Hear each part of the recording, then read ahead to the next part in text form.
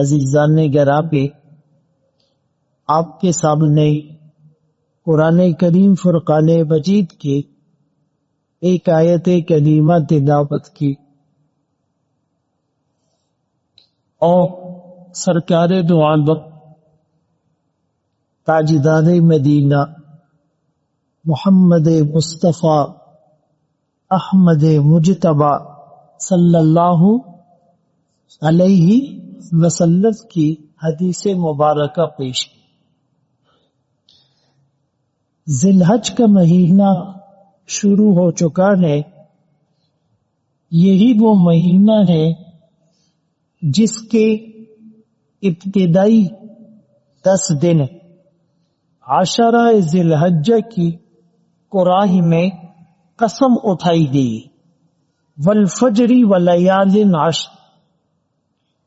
اسی پہلے عشرے کے ہر دن کے روزے پر 1 سال کے روزوں کا ثواب ملتا ہے۔ ہر رات کی عبادت پر شب قدر کا ثواب ملتا ہے۔ 9 ذی الحج جس کو یوم عرفہ کہتے ہیں، اس دن کے روزے پر 1 سال پچھلے 1 سال آئندہ کے گناہ معاف ہوتے ہیں۔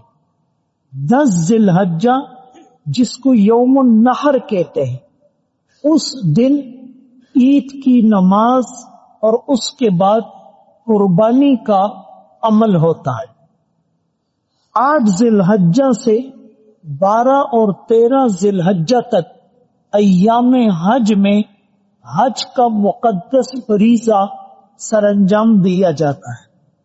18 ذی الحج کو حضرت عثمان رضی اللہ عنہ کی شہادت ہوتی۔ تو یہ مہینہ بڑا مبارک اور ویلیویبل ہے۔ اور یہ جو میں نے آیت تلاوت کی کہ اے نبی کہہ دیجئے میری نماز، میری قربانی، میرا جینا اور میرا مرنا سب اللہ کے لیے۔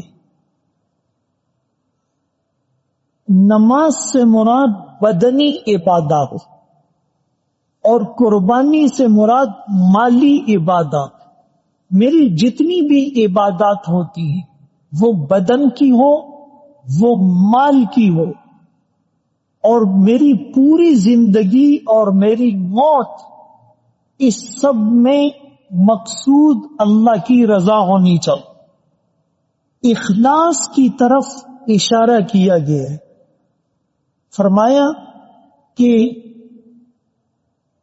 اللہ کسی انسان کے عمل کو قبول نہیں کرتے الا ما کان لہ خالصا، مگر وہ عمل قبول ہوتا ہے جو اللہ کے لیے، وَابْتَغَى بِهِ وَجْهًا، جس سے مقصود اللہ کی رضا ہو، لِابْتِغَاءَ مَرْضَاتِ اللَّهِ۔ اسی لیے تو فرمایا انما یتقبل اللہ من المتقین، اللہ متقی لوگوں کا عمل قبول فرماتے۔ تو یہ جو جتنی عبادات ہوگی اس میں اصل نیت ہوتی ہے، اخلاص ہوتا ہے، اللہ کی رضا ہوتی ہے، ورنہ سارے عمل رائے گاہ، بیکار، ہباء منثورا، نسی منسیہ، وہو فی الآخرۃ من الخاسرین، حبطت اعمالہم، یہ سب ضائع ہو جائے۔ اب قربانی یہ قرب سے ہے، قربان یہ مبالغہ کا صیغہ ہے فعلان کے وزن پر، یعنی اللہ کے بہت قریب ہونا، اللہ کا قرب حاصل کرنا۔ قربانی کا مقصد ہی اللہ کا قرب حاصل کرنا۔ اگر کوئی 10 لاکھ کا جانور ذبح کر کے بھی اللہ کا قرب حاصل نہیں کر سکا تو کیا فائدہ؟ اگر دکھلاوے کی نیت ہو، فینسی جانور لانا ہے، گلیوں میں اس لیے گھماتا ہے کہ سب کو پتہ چلے حاجی صاحب اتنے لاکھ کا بیل لائے. اور بعض لوگ تو قیمت بھی تھوڑی زیادہ بتاتے، 8 لاکھ پہ خریدا ہوتا ہے تو 10 لاکھ بتا رہے. یعنی وہ عمل جس سے اللہ کا قرب حاصل کرنا تھا، اللہ کے قریب ہوگا تھا، وہ عمل آپ کو اللہ سے دور کر رہا ہے.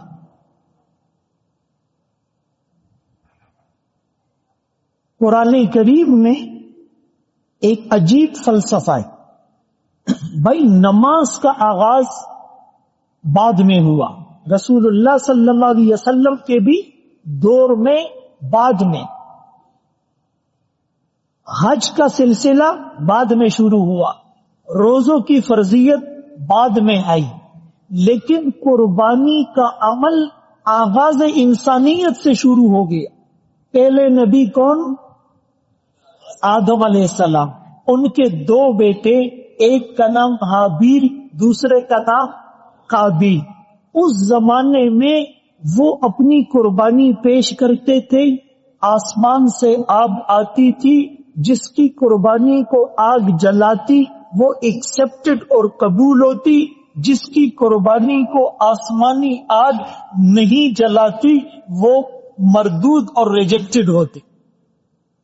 قابیل نے تھوڑا سا غلہ رکھ دیا، حابیل نے ایک مینڈا دبا رکھ دیا.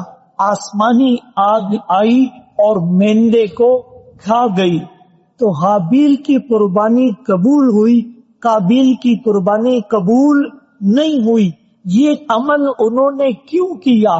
قرآن خود ڈیفائن کرتا ہے، اذ قربا قربانا، جب ان دونوں نے اپنی قربانی کو پیش کیا، فتقبل من احدہما، ایک کی قبول ہوئی دوسرے کی قبول نہیں ہوئی. جس کی قبول ہوئی مدار تقوی تھا، جس کی قبول نہیں ہوئی اس میں تقوی نہیں تھا. قربانی کا مقصد گوشت کھانا نہیں ہے، وہ تو آپ پورا سال کھا سکتے، وہ تو پورا جانور یا خاص دن ضروری نہیں. قربانی کا مقصد تقوی ہے. لن ینال اللہ لحومها ولا دماؤها ولکن ینالہ التقوی. اللہ کو ان قربانیوں کا خون نہیں پہنچتا، گوشت نہیں پہنچتا. اللہ کو جو چیز پہنچتی ہے وہ تمہارا تقوی ہے، وہ تمہارا تقوی ہے. اسی لیے حضرت عائشہ رضی اللہ عنہا روایت کرتی ہیں، رسول اللہ صلی اللہ علیہ وسلم کا فرمان ہے کہ ابن آدم یوم النحر یعنی 10 ذی الحجہ کو کوئی عمل بھی قربانی سے زیادہ اچھا نہیں کرتا. جتنے بھی اعمال کرے گا 10 ذی الحجہ کو یہ جو خون بہانا ہے اللہ کو سب سے زیادہ یہ پسند. اور آگے کیا فرمایا؟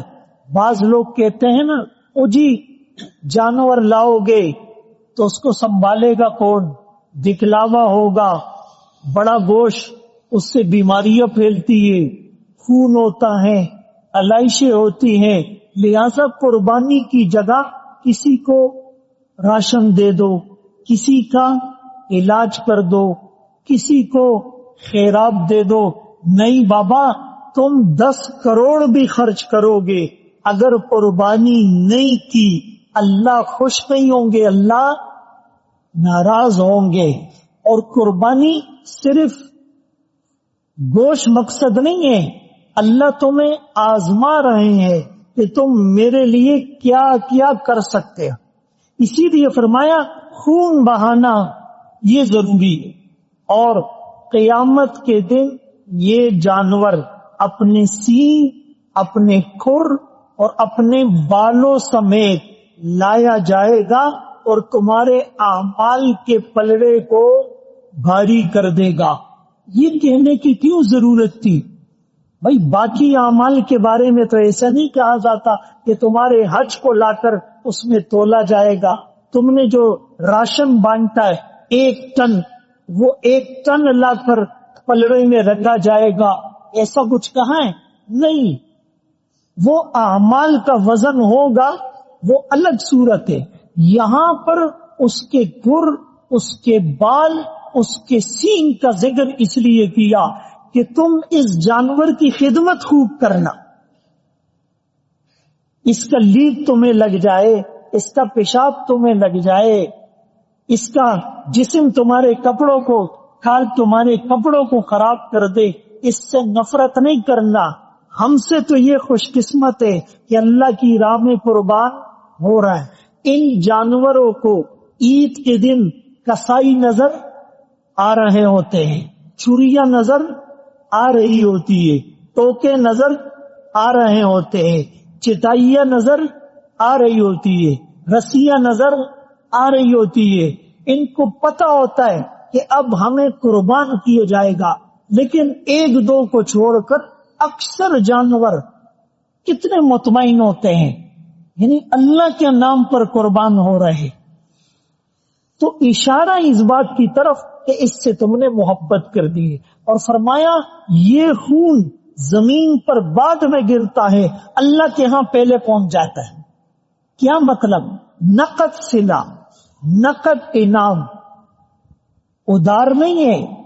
اس عمل پر اللہ فرماتے ہیں کہ یہ خون گرا، اس کے گرنے سے پہلے اللہ کے ہاں تمہارا مقام بلند ہوگی۔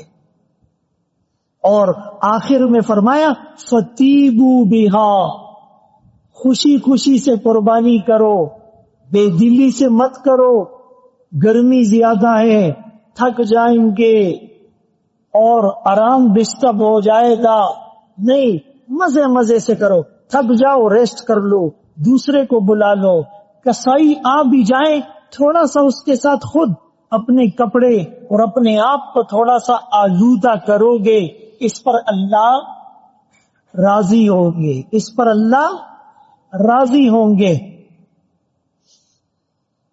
اللہ اکبر کبیرہ۔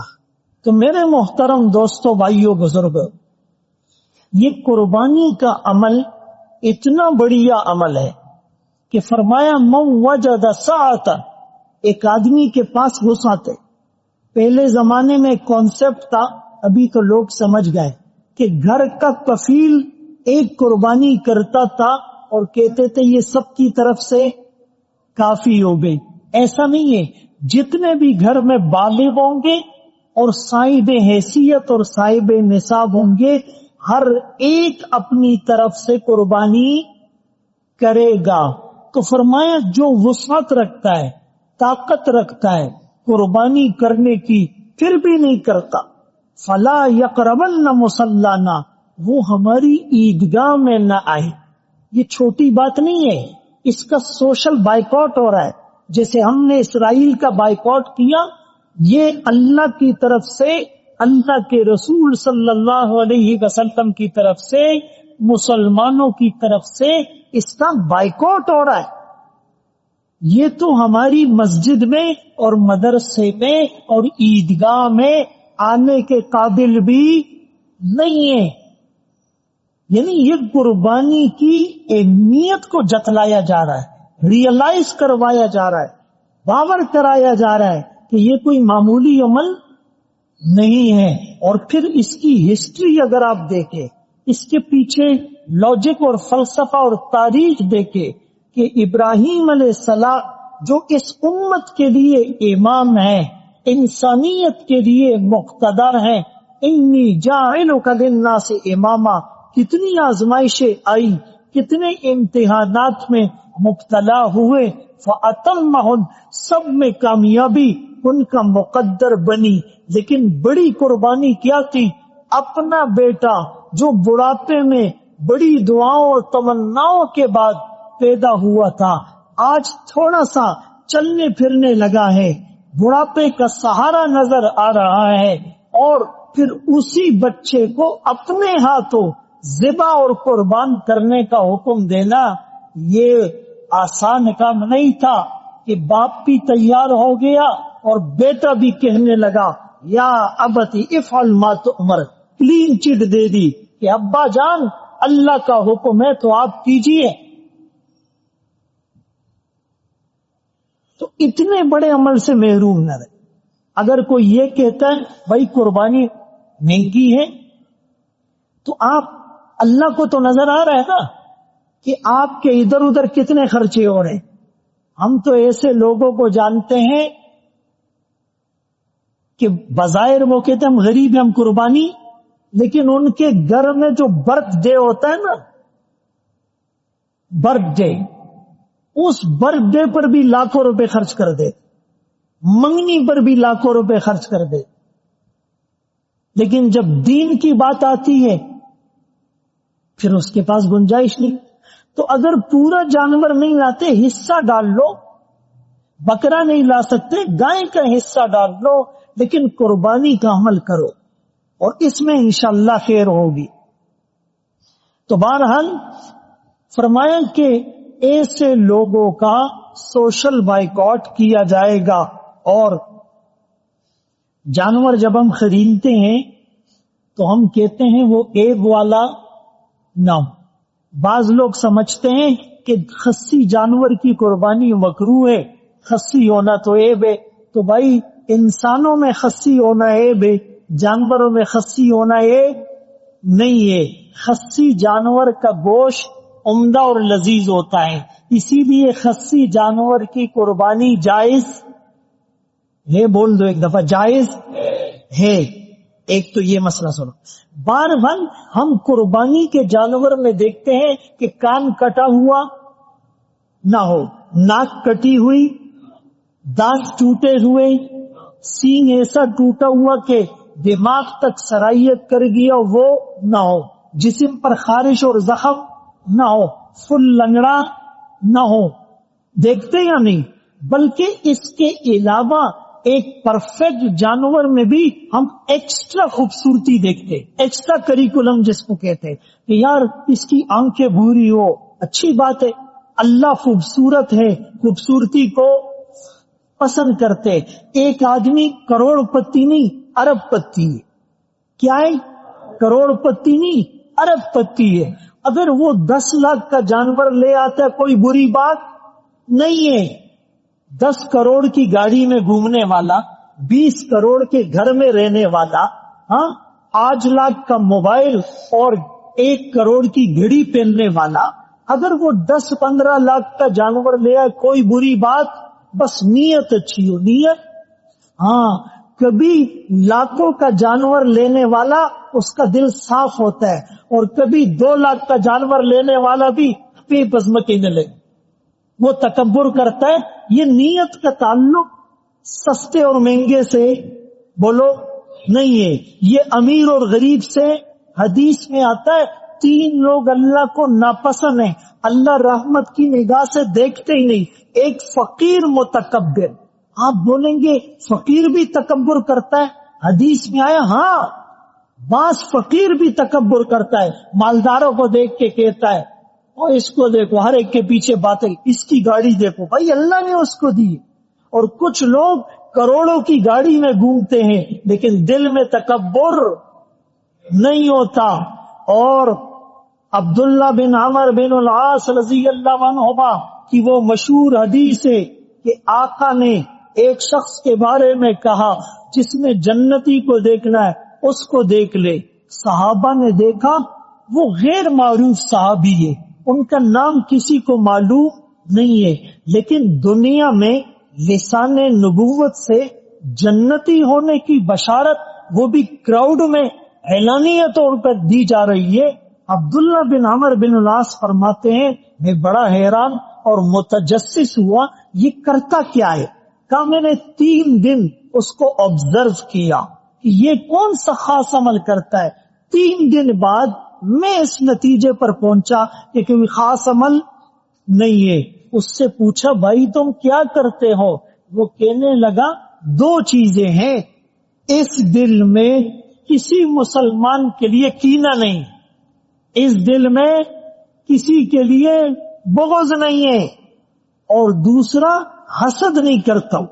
اللہ نے اس کو گاڑی دی، اللہ دوسری بھی دے دے، وہ مجھے بھی وہ مجھے دینے کے لیے اس بات کا محتاج نہیں کہ اس سے لے کر مجھے دے، وہ اس کو 2 دیے مجھے 4 حسد نہیں کرنا، اس کو اللہ نے خوبصورت بنایا، یار میں بھی اللہ کا شکر ہے، یہ ڈیفینس میں رہتا ہے، میری بھی الحمدللہ اپنی چھت ہے، یہ اپنے گھر میں رہتا ہے، تو کون سا گھر قبر میں لے کر جائے گا؟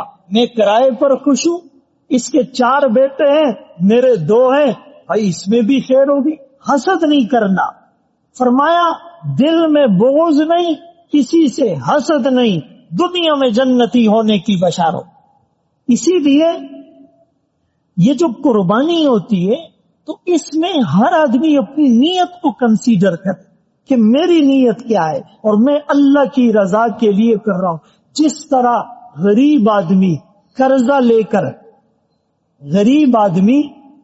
لے کر مہنگا جانور لاتا ہے، نیت یہ ہے کہ لوگ بولیں گے اچھا جانور لایا، یہ ٹھیک نہیں ہے۔ اسی طرح کروڑ پتی ارب پتی ہے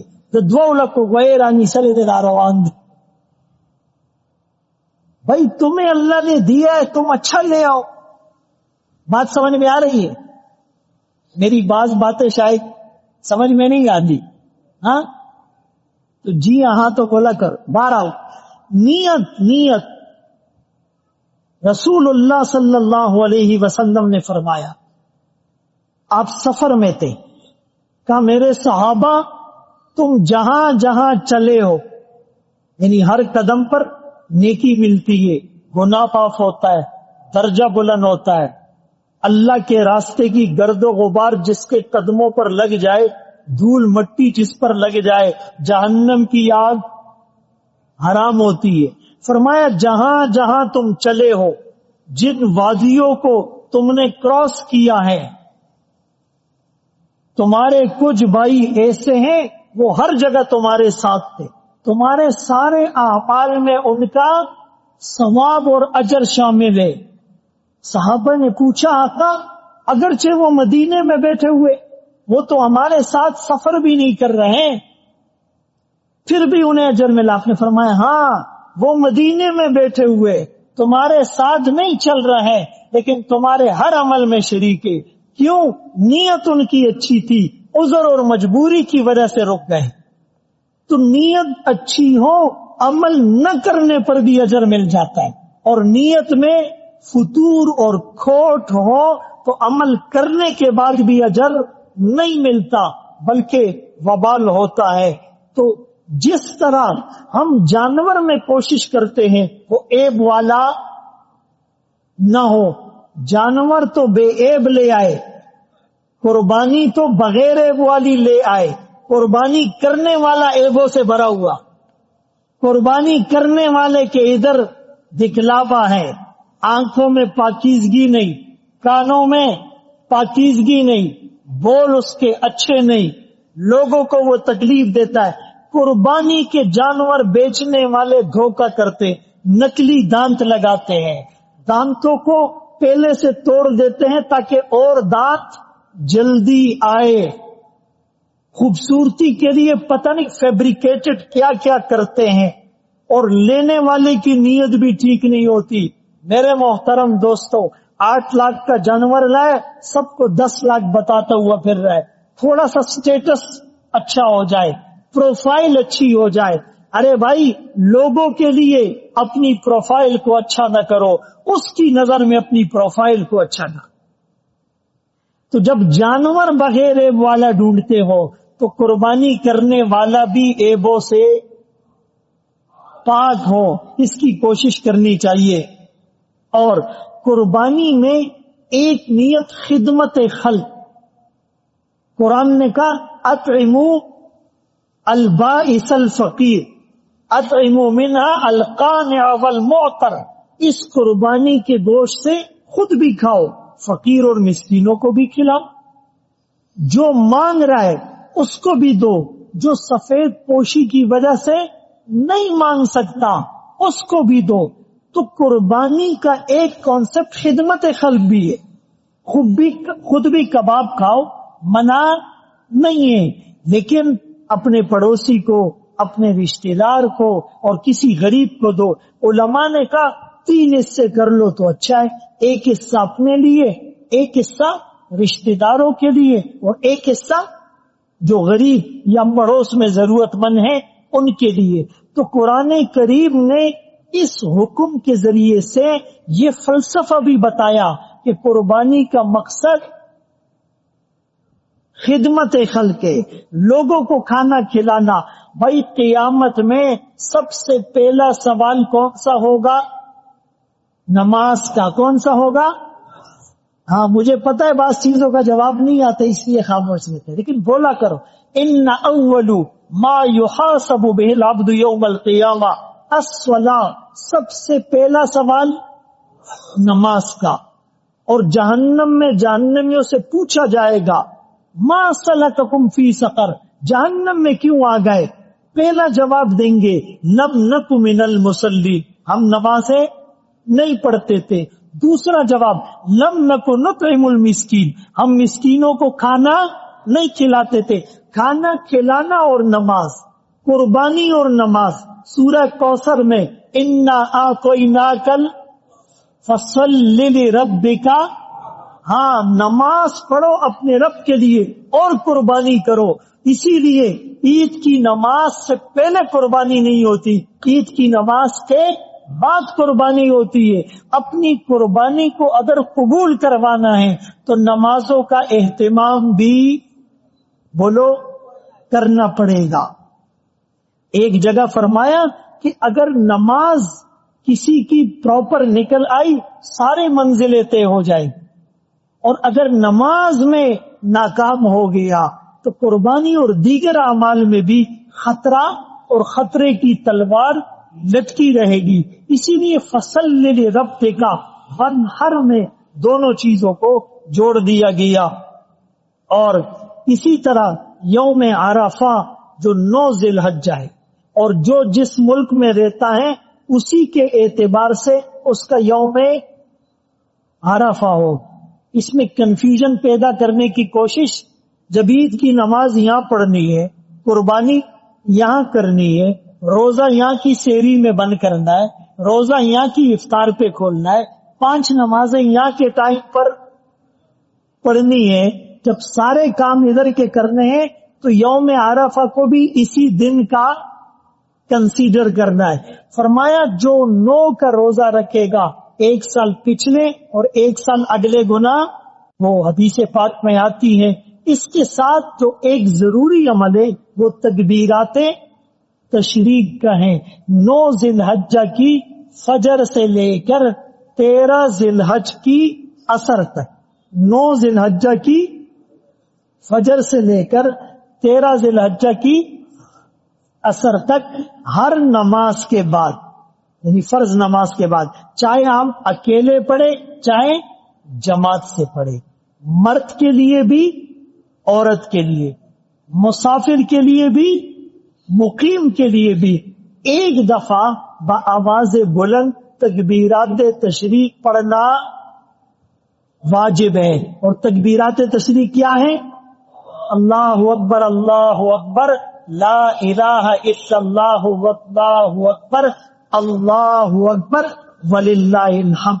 میرے محترم دوستوں، بھائیوں، بزرگوں، ہم ایک ایک عمل پوچھ کر کریں گے اور اپنی نیتوں کو بار بار ریویو اور ٹٹول کر کریں گے، مسائل کے ادراک اور استحضار کے ساتھ کریں گے تو انشاءاللہ یہ عمل قبول ہوگا. اور ہر عمل کو زندگی میں اس نیت سے کرو کہ شاید اس کے بعد اس عمل کی توفیق نہ ملے، زندگی وفا نہ کرے، نہ جانے کس گلی میں زندگی کی شام ہو جائے، ہو سکتا ہے یہ آخری چانس ہو، پھر مجھے جمعہ نہ ملے، پھر مجھے عید الاضحیٰ نہ ملے، پھر مجھے قربانی کا جانور نہ ملے، پھر مجھے حج نہ ملے، پھر مجھے عمرہ نہ ملے، پھر مجھے نماز نہ ملے، پھر ماں باپ رہے نہیں جن کی میں خدمت کر سکوں. تو اگر ہر عمل اس نیت کے ساتھ کریں گے تو اس میں پرفیکشن اور اخلاص خود بخود آ جائے گا. اللہ ہم سب کو ان باتوں پر عمل کی توفیق نصیب فرمائے. باخر دعوانا الحمدللہ رب العالمین.